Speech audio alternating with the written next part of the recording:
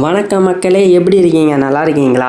இன்றைக்கி நம்ம எங்கே வந்திருக்கோம்னு பார்த்தீங்கன்னா, அழகப்பபுரம் புனித ஆரோக்கிய அன்னை கேபிக்கு தாங்க இன்றைக்கி வந்திருக்கோம். இங்கே வந்து மாபெரும் சமபந்தி விருந்து பார்த்துக்கிடுங்க. இன்றைக்கி 10ஆம் திருவிழாவை முன்னிட்டு நம்ம அதான் காலையிலே கிளம்பி வந்து ஹெல்ப் பண்ணலாமே அப்படின்ட்டு இங்கே வந்து நம்ம இறங்கிட்டோம்.